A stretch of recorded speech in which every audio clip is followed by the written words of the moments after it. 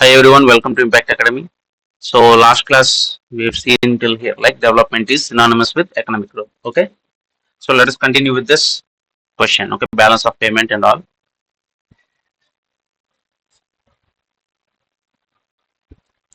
So which of the following must always balance in the foreign trade of the country? Okay, so this balance of trade, balance of payment, current account, and all these things. Let us go into in depth and look at it because they are very important topics, and you should have a very clear idea of the basics. So if you look at the external sector of India, so external sector deals with export and import of goods and services. Okay, so even in GDP we have seen it is based on geography, right? So it is only within the country. And in GNP we have seen it is based on nationality or identity, those produced by Indians. So remember that.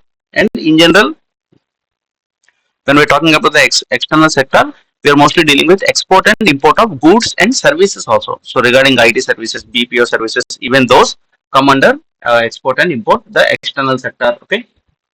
So balance of payment is a financial statement that summarizes an economy's transactions with the rest of the world for a specified time period. So specified time period, mostly 1 year, 6 months, or see usually these financial statements, any statement will have for a quarter, okay, half yearly and yearly. So quarter is 3 months, starting from March is the financial year ending. So we don't see from January and December in financial terms. We see from April. So April is the where the year starts, new financial year. So April, May, June, that is one quarter. July, August, September, second quarter, and also half yearly, right? And also after September, October, November, December, that is the third quarter, and January, February, March is the fourth quarter. So most of the time you see it as quarterly. You don't see every month. Okay. So it is quarterly, half yearly, and yearly. That is how you see the financial statements. So in a specified time period, you are going to see all the economic transaction with the rest of the world. So whatever is India dealing, for example, with China, we have a deficit, and maybe with a country like Nepal, we may have a surplus. Okay,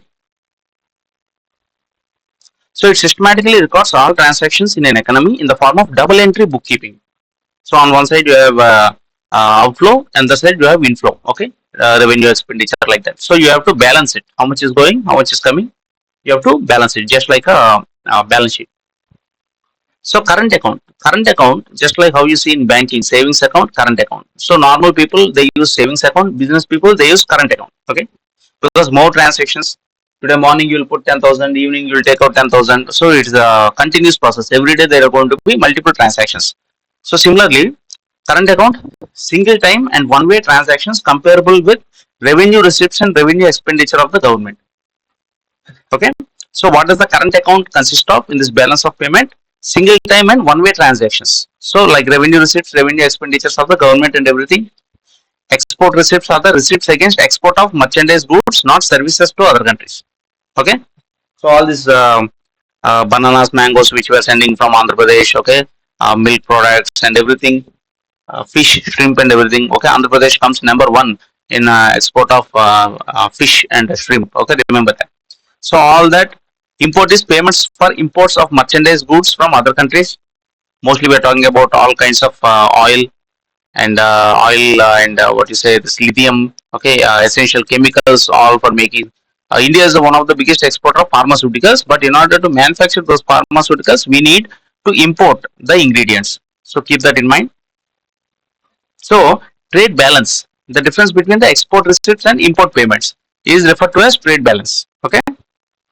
So how much you are getting from exports and how much you are paying from imports. Okay, you are importing 100 million, but you are exporting only 50 million. Then there is a deficit, right? What happens is when you are importing, you have to pay in dollars, but when you are exporting, okay, you get paid in dollars also. So if you are doing more imports and less exports, more dollars are going away from the country, right? So if the import is increasing and the export is reducing, it's not a good thing, and this forex reserves are going to reduce, and the government will be in what you say, it will have a deficit of this forex reserves, and all these things should have a comfortable margin. So it may be favorable when positive and unfavorable when negative. Okay, So if the trade balance is positive, that means you are doing more exports than imports. You are exporting more and importing less. That's a good thing. That's a positive thing. But in India, what happens usually is most of the times we have a negative trade balance. That is, we are importing more, whether it is palm oil or imports all kinds of products from China, okay, oil from the Gulf countries and everything. Okay, imports are more, exports are very less. Okay, we are exporting mostly agriculture produce and see, we are not, for example, imports. We are importing all Toyota car and all kinds of Chevrolet, Toyota, Ford. Everything is import, right? And we are hardly exporting any cars. Okay, there are very few exports. So like that, we are focused more on our trade balance is always negative. So invisibles, service, income, and transfer receipts and payments across countries contribute to the invisible trade. Okay, so FDI, equity, reinvested earnings, other direct capital flows. These are all called as invisibles. Okay, so if you look at services again, export and import of services like travel, transportation, insurance, etc., contribute to services, especially this IT field. Okay, most of it is service, all kinds of services, air travel. Okay, all insurance companies, etc., import, export, all this come under services. Income, it includes transaction regarding income, remittances, dividends, profits, and interest. Okay, so this remittances, all our Indians who go to this Gulf, okay, and work there, send back their salary, that comes under remittance. Transfers, payments like gifts, grants, etc. And capital account shows net change in physical and financial assets of a nation and includes FDI portfolio and other investments. Okay, so till now we have seen current account, which is the transactions, the money going and coming in. That is the revenue, expenditure, revenue, income, and all these things. For example, we have TCS. Okay, TCS is the Indian company. For example, Accenture. Okay, so Accenture is doing business here. It's a foreign company, right? So it sends its profits back and it pays taxes there. So all this money going and coming in, okay, all that comes under the current account, the actual flow of money. Capital. Whenever there is capital, you have to understand it is infrastructure. Okay, that's why you see revenue expenditure, capital expenditure. So capital expenditure is when you build a building, when you build a road. Okay, all that comes into capital expenditure. Similarly, here capital account means foreign FDI and financial assets of a nation. For example, if India has an embassy in London, okay, there is an Indian embassy everywhere, right? Wherever we have diplomatic relations, there are embassies. And for example, in Iran, okay, Iran, we have built the Salma Dam, libraries, hospitals, lot of investment we have done. So all those are financial assets of the nation. Okay, so those are maybe we have given to the Iran directly, but otherwise, wherever India's assets are there, mostly these embassies. Okay, and any other investment which we do, all that comes under this financial assets of a nation. And FDI and other investments, these come under capital account. So day-to-day business, the money going and coming, that is the current account. These immovable assets and other FDI, these large, what is it, not just money transactions, these investments and all, they come under the capital account. FDI is obviously investment made by a foreign company through mode other than stock exchange is called foreign direct investment. So for example, you have Kia Motors in Anantapur, I believe, right? So Kia Motors, they established a factory. Okay, it's so they invested foreign direct investment. So FII, foreign indirect investment, that is instead of investing in the country, you only invest in the stock market. Suppose someone is putting 100 billion in the stock market, that is called FII. Okay, indirect investment, because at any time they can pull it out.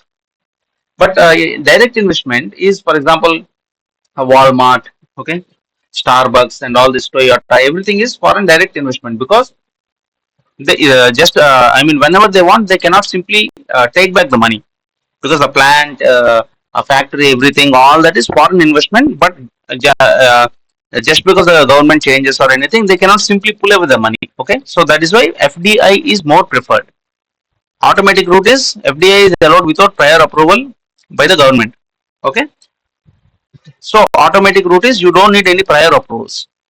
Directly you can come, take permissions, basic follow the rules and everything, and establish it. Okay, so government route, prior approval by government is needed via this route. So there is a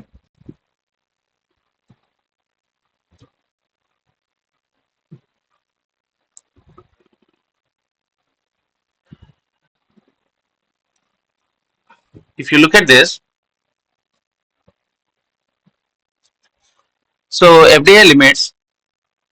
So most of the FDI is coming from the service sector. Very important. Observe this. Most of the, which color is this? Okay, most of it is coming from the service sector, 35%. And then you have this automobile industry, okay, and other things, power, trading, chemicals, and drugs, telecommunication. So sector which is attracting highest FDI is service sector. Service sector followed by this. This is the highest, right? 18%. This is I think automobile, right? So that is one thing. And you can see in 2021 how much FDI has been received. 81.7 US billion dollars, not millions, billions. 81.7 billion dollars. Also, how much total FDI flow in the country in the last 24 years is 667 billion dollars. Try to remember this figure. What is the total FDI we have received? 667. Okay, and top companies, Mauritius 25%. Okay, and in this 23-24 latest, okay, latest is 70 billion. Total equity inflow is 44. Okay, so only in the form of equity, that is investment, is 44. In the form of total FDI, both in equity and also plant, machinery, buildings, and everything. Total is latest is 70 billion dollars, almost 71 billion dollars we have received in 23-24. Remember this. Remember these countries. These are the Mauritius, Singapore, USA, Netherlands, Japan, other top countries. Okay, and sectors. If you see services sector, finance, banking, insurance, all these things, and 16%. Okay, service sector is 16%. Top five sectors receiving FDI in 23-24. Okay, so this is overall. This is overall, and particularly 23-24, highest is again service sector, followed by computer software and hardware 15%. Okay, automobile industry is 5%. So this is specific to 23-24. And five states, highest is Maharashtra because of Mumbai. Okay, Karnataka because of Bangalore, Gujarat, I think Gandhinagar, Delhi 13%, Tamil Nadu. See, Tamil Nadu is also in, from South India. You have Tamil Nadu and Karnataka, which are quite high. So Andhra Pradesh is not there. And try to remember Maharashtra.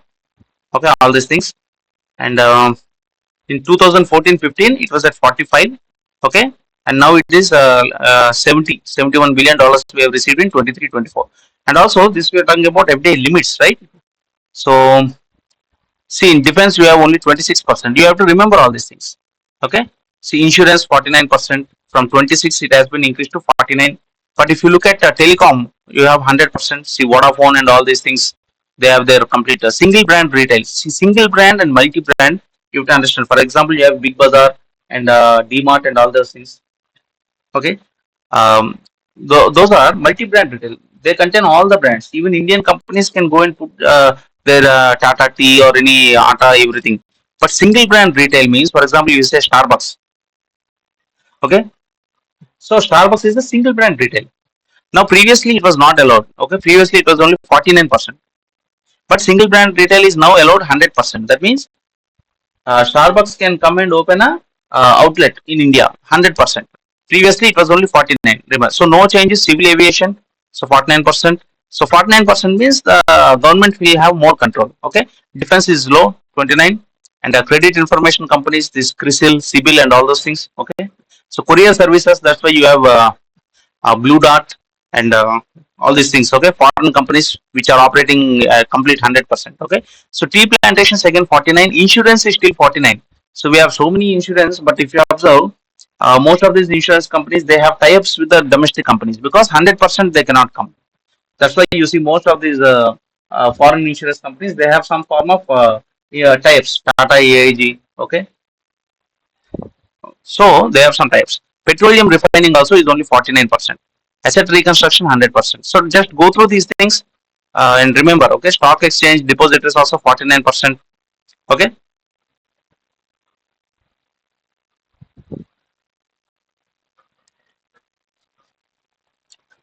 so that is automatic route, government route. So now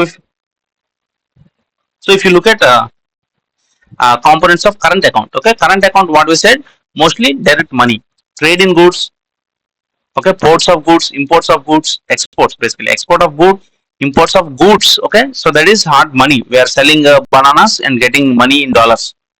Okay, and transfer payments, whatever net income from compensation of employees, shipping, banking, insurance, tourism. Okay, all these things, that money. Trade in services, okay, gifts, remittances, grants. So basically, trade in goods, transfer payments, and trade in services, that will come under current account. So if you look at capital account, you have investments, okay, direct investment, FDI, equity, capital, all these things, portfolio investments, FII, offshore funds, okay. So that comes under capital account. External borrowings, external commercial borrowing, short-term debts. Okay, that borrowing is also coming under capital account because it's not day-to-day business, right? You don't borrow every day. So it's you borrow once in a while from World Bank or IMF, and that do why do you borrow? Not to pay salaries or anything, right? You borrow money so that you can invest in some project. For example, in Andhra Pradesh, you have this roads project, okay, roads and storage, rural development, rural electrification, and all these things. Okay, World Bank, Asian Development Bank, JICA, Japan Investment Agency, all these things. Those are externally aided projects, which is a important topic in economy. We have to go through in depth. Okay, some other time we'll go. And external assistance, government aid, intergovernmental, multilateral, bilateral loans. Okay, whenever we get loans or aid from this foreign nationals. Okay, all that goes to the capital account. So there is one thing called as current account, regular transactions, money, and capital account. Okay, so all that we have seen. So that balance is called balance of payment. Okay, balance between the exports and imports. So because this is the important topic, we spent a lot of time. Okay, so which of the following must always balance in the foreign trade in the country? Okay, the balance of payment. So current account, there is no balance. We have seen money keeps coming, going on. Capital account, okay, all these investments, FDI, external loans and everything, that is capital account. And the balance of trade, we have seen export minus import, in particularly in trade of goods, services, all that we have seen. So balance of payment contains export minus import. Okay, so that has to be balanced. Okay, so external sector, foreign trade, balance of payment has to be, must always be balanced. That's what we have seen in the beginning, right?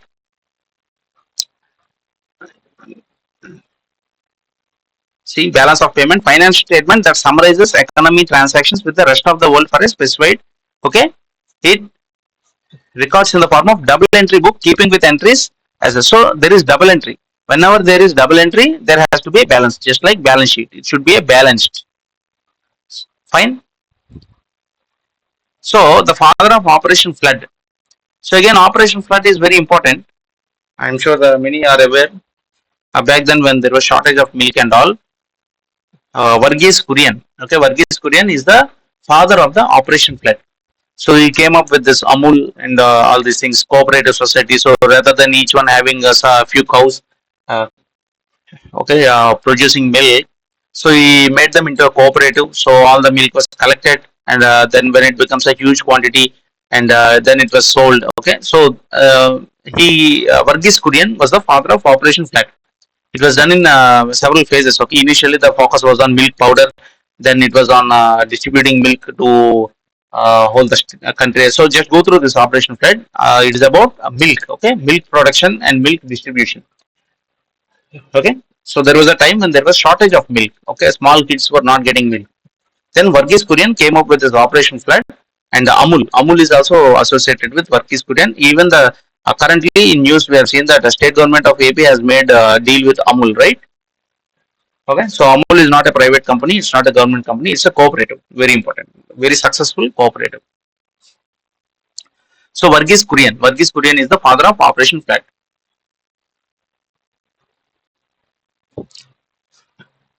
So Green Revolution, we've already seen MS Swaminathan, okay, Norman Borlaug, all those we've seen, right? So first they were focused on high yielding variety of Mexican variety of wheat and rice. Okay, these were not there. Tea and coffee, wheat, potato, jowar, rice was not there. Later on, all these jowar pulses, some of these have been added, right? So we've already seen in Green Revolution.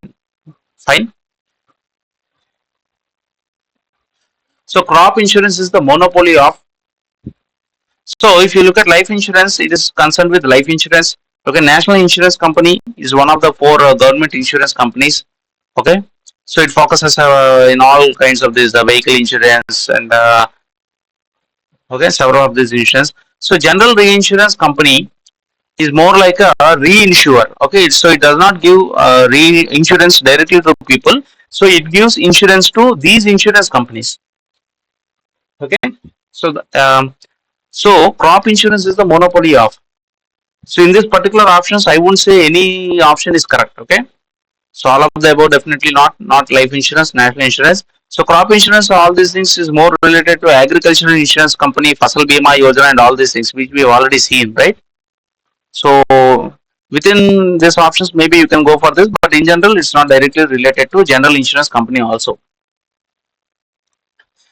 So which committee will be set up by the union government to review the e-commerce rules? Fine. So let us go to the this committees. Okay. So this has been this is like shortcut to all the PDF. Okay. So if you click on budget, okay, you will go to the budget part. Okay. So if you go to if you want industrial, you click on industry, you go to industrial sector like that. Within the PDF, this is for easy navigation. So we are looking at Amitabh Kant committee. Okay. So if you look at committees, so Amitabh Kant committee, the union government has formed a committee to examine the policy regime for e-commerce business, including FDI rules. Okay. So this committee was headed by Amitabh Kant. He was the CEO of Niti Aayog at that time. Currently, he's not. So what is the Amitabh Kant committee? It was for e-commerce rules, e-commerce. So Flipkart, Amazon, and all these things.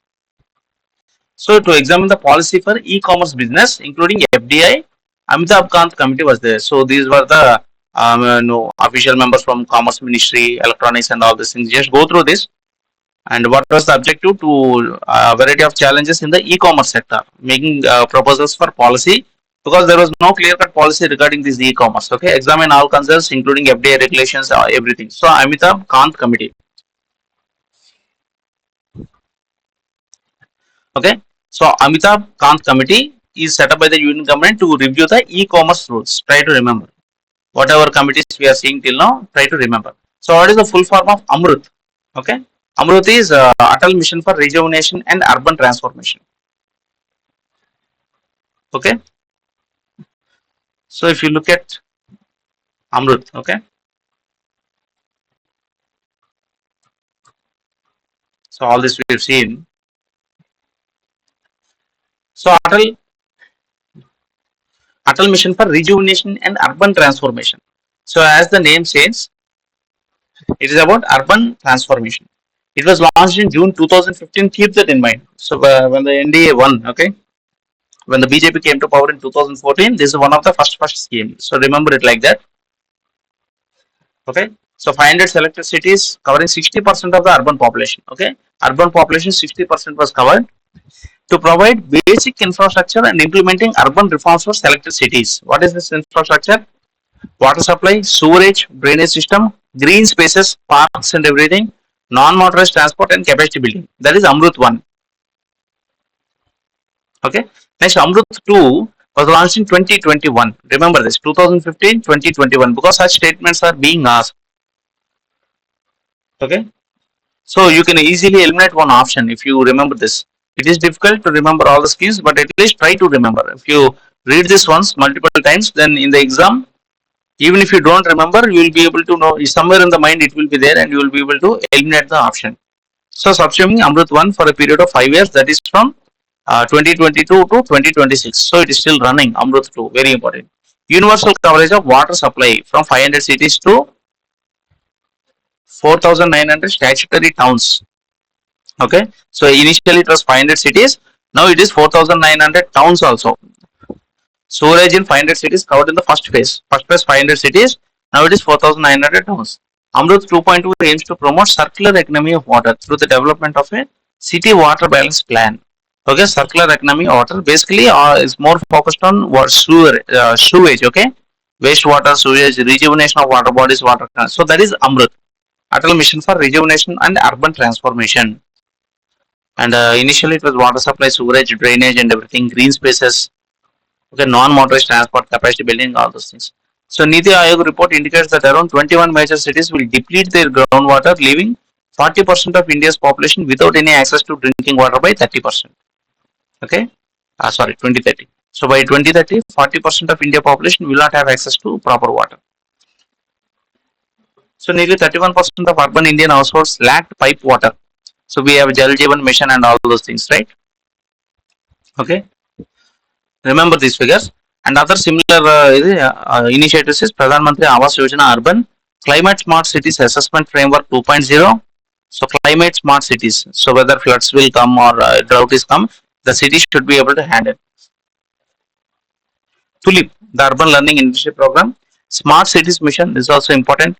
National Mission for Clean Ganga, this is important. River Cities Alliance and National Water Policy 2012. Okay,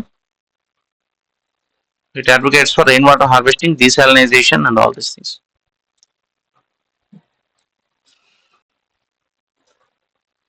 So, what is the full form? So, when you say Amrut, you simply cannot say Atal Mission for Rejuvenation or Urban Transformation and just leave it like that. Okay. Whenever the opportunity comes, you have to go into the depth and read, especially those important topics. So, you have to identify what are important topics and what are not important. Okay.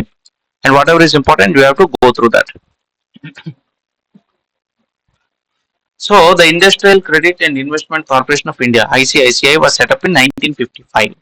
Okay, so initially ICICI was not a bank. Okay, it was a financial institution, investment institution of finance. Okay, so it was in 1955. Remember that. And similarly, IDBI was also a financial institution before it became a bank. Okay, the IDBI full form is Industrial Development Bank of India. Okay, so it was more. It was a public sector bank. So all this SIDB and all these things. So ICICI later became a bank. Okay, so IDBI also later became a bank. I think now it has been it became a public sector entity. Okay, it's no longer a power. It became a private sector entity, IDBI. But when it was founded, IDBI was a public sector bank. Okay, so the Reserve Bank of India provides direct finance to agriculture, short-term finance to agriculture, refinance to agriculture. So among these options, you can say refinance to agriculture because what is Reserve Bank of India? So if you look at the Reserve Bank of India, it is a regulatory body, right? Regulatory and international bodies.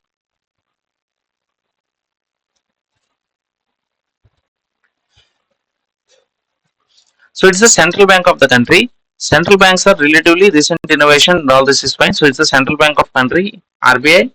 It was set up on the basis of recommendation of the Hilton Young Commission and through the RBI Bank Act 1934 and provides statutory basis for it. Okay, and it commenced operation from 1935. So remember all these things, very important. Okay. So what does the Reserve Bank do? Reserve Bank provides, it's a central bank, so it provides banking services to the central government and other government entities and all. It manages the monetary policy, no SLR, CRR, and all those things. Okay, and it's a regulatory body. It's a regulatory for all the banking aspects. So if you're talking about agriculture, there is NABARD. Okay, National Agriculture Bank and all that we have seen. So NABARD is a specific bank which is it is established in 1982. Okay, it provides for credit for promotion of agriculture and all those things. That too not directly, it provides direct finance to institutions. Okay, so if a particular bank say SBI or PNB is giving agriculture loans, okay, so NABARD will look after that. So especially for agriculture, NABARD is a refinance institution for providing funds to the agriculture. Okay, not directly, indirectly. So among these options, refinance to agriculture. So maybe because the Reserve Bank of India is providing loans to the banks, and the banks are indirect, okay, providing to agriculture. So definitely not direct finance because RBI does not give to agriculture directly, okay, and not direct short term finance, nothing direct. So definitely not all of the above. So refinance to agriculture is a better option. because the banks are giving to agriculture and Reserve Bank of India is providing refinance to the banks. So that way you can say refinance to agriculture is a better option. So Tarapur committee submitted its report on full convertibility of rupee on capital account. Okay, not one and two, not current account and capital account. Option two is the answer. Tarapur committee report deals with capital account convertibility, just capital account. Fine. So we are talking about committees. Okay, index ranking people in news, and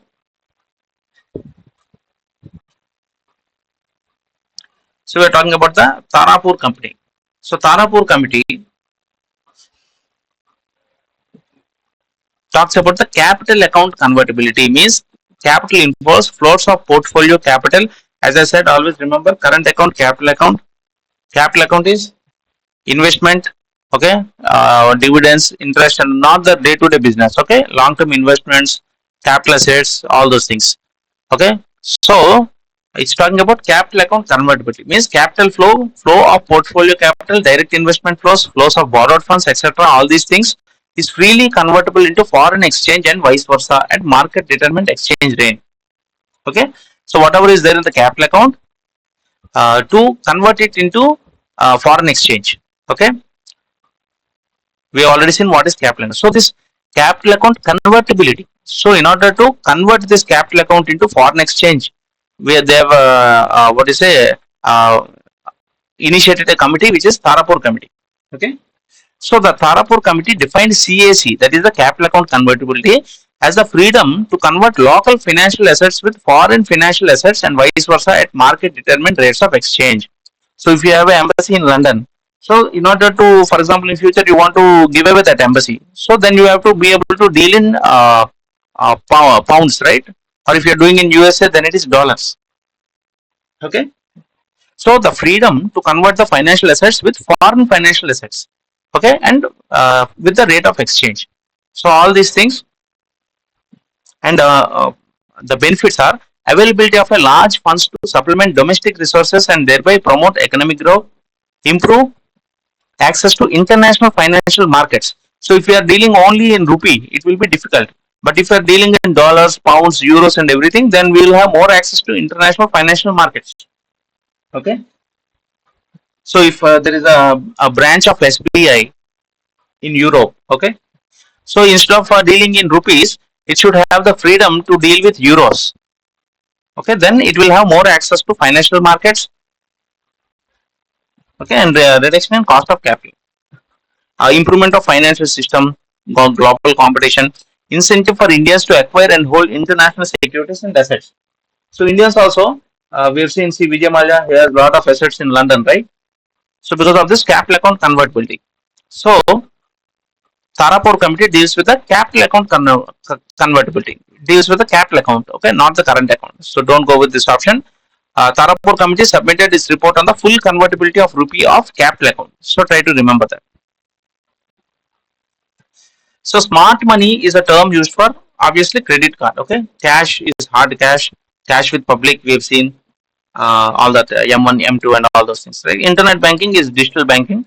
So smart money you can say is credit card. So which of the following is a function of money? It's a store of value. Yes, it's transfer of value, and it's a medium of exchange. Definitely. So all the above are the functions of money. You can store it, transfer it, give it to another one. Okay, and all those things you can do.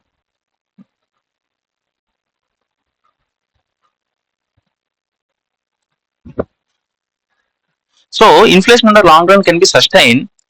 So see what is inflation today. If there is a product for 100 rupees, tomorrow it becomes 110 rupees. So there is an inflation of 10 rupees, right? So this price rise. So if saving rise or income rise, that is not enough. Okay. If the money supply increases in the market, then inflation can be sustained in the long run. So if today something is 100 rupees, tomorrow after 1 year it becomes 200 rupees. But if the money supply is also increasing, the person is having 10,000 rupees, tomorrow he has 20,000 rupees salary. So so the money supply is increasing in the market. So inflation can also be sustained. Okay.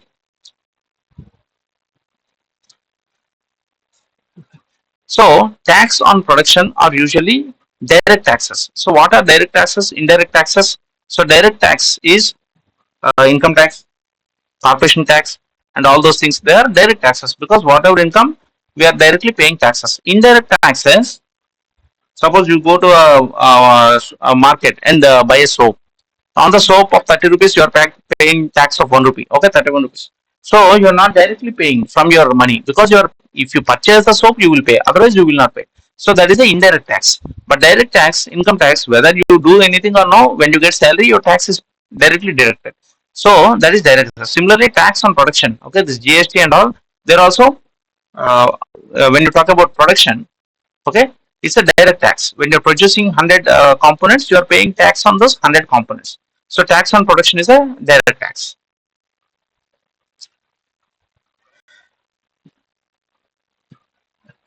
So match the following indirect taxes. Okay, so excise duty. So excise duty is regressive in structure nature. Okay, so multiple excise is different interpretation on tax payable. So cascading effect is manufacturing of structured goods. Okay, so regressive, progressive. What is progressive? For example, you have income tax. If you are earning 5 lakhs, suppose you have no tax. Okay, you are earning 10 lakhs, you have this 10%. You are earning 30 lakhs, you have 30% income. And then if you are earning more than 1 million, you will have what is a apart from the income tax, you will have a wealth tax. So it's a progressive tax. As your income increases, the tax will increase. There are some things called as regressive taxes. For example, you have for example in some cases you have these incentives, okay, production incentive and all. You produce so many goods, you will get some rebates. So as the production increases, your tax is indirectly reducing. So those are called regressive taxes. Okay, so here is saying that excise duty is regressive in structured nature. Okay, so it is basically saying as the production increases, the tax may reduce because of the incentives and reduces, etc. So cascading is again what you say. Now there is GST and all, but previously, for example, you bring iron ore. Okay, while transferring iron ore, you pay one taxes. Next, when the iron ore becomes iron, okay, iron rods, iron what you say, those huge iron steel, what big pellets and all those things, you pay one taxes. Then again, you take that iron rod and make it into a table or chair. Okay, you take the pellet and make it into an iron box or anything. Then again you pay taxes. Okay, so that is called cascading effect. So that means simultaneously you are paying multiple taxes on the same thing. Okay, so that happens in manufacturing of structure goods. So try to understand that what is cascading effect, excise duty, and within this question, though the question is not very clear, you can try to remember that. Okay.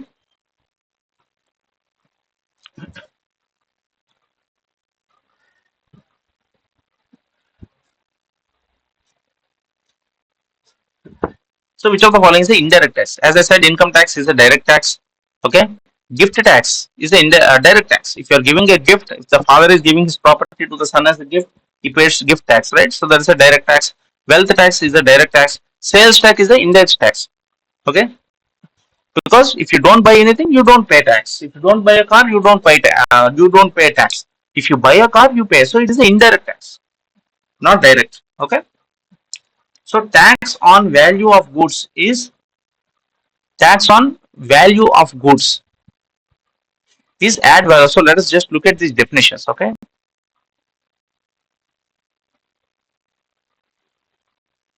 So if you look at what is the ad valorem tax is a tax based on the assessed value of an item, such as a real estate or personal property. Okay, so assessed value of an item, because real estate property you cannot what you say have an exact value, right? So there has to be some form of assessment. Okay, so someone some engineer or some person or some market expert will come and say, okay, this property will be 10 crore. Okay, that is the assessed value. So the most common ad valorem taxes are property taxes levied on real estate. Okay, so that is the ad valorem tax. So tax on value of goods. Okay, let us see what is specific tax.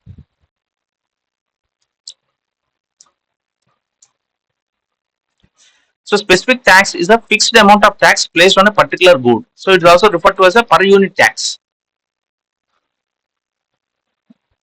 So it is very clear that uh, it's a specific tax. Okay, so tax on value goods is a specific tax. Tax on goods is a specific tax, right? Option 1 is the answer very clearly. Fine.